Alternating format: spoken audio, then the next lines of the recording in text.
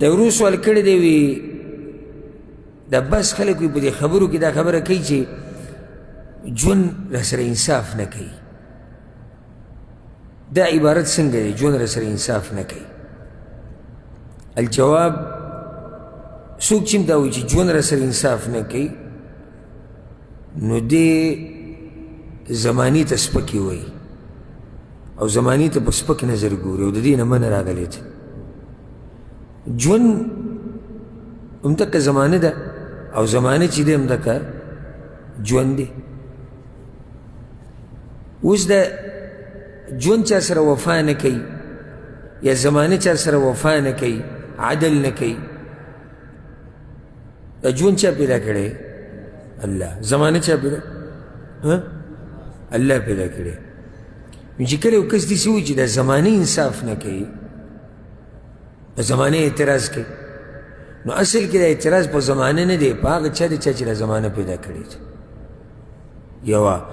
دویمه، زمانه مخلوق دی، د زمانې په لاس کې څه دي چې ته انصاف نه کوي. ځکه حدیث کې من راغلی پیغمبر صلی الله علیه وسلم وایي د آدم بچی ما ته اذیت رسوي. څنګه اذیت رسوي؟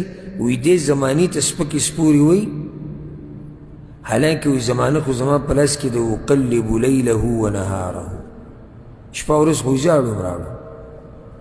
نو چې اوس یو سړی دا وایي لکه ورځ ته کنځلې وکړي یا عمر ته کنځلې وکړي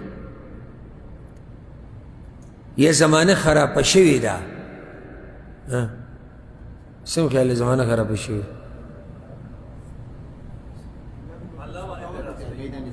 دا خبره عامه ده که نه زمانه وي خرابه شوې؟ زمانې ته د خرابوالي نسبت مه کوه. نعيب زماننا والعيب فينا وما لزماننا عيب سوانا.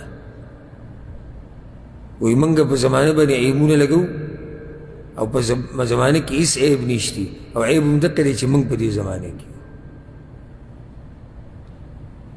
وی اب بخانه دور و دیر مزدارو هم اقا دور ده سوک بدل شوی دی، خلق بدل شوی دی. نو عیب پا زمانه کی شو که عیب منگ کی دی منگ کی دی.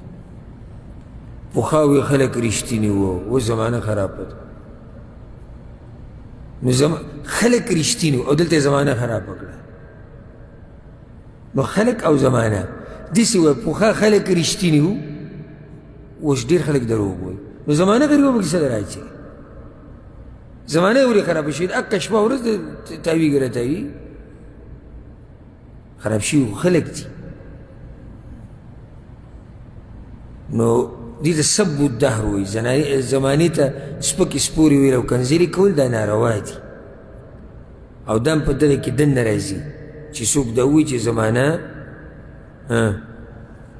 زمانه انصاف نه کوي او ژوند عدل نه کوي. دې خبرونه ځان لرې ساتل پکار دي.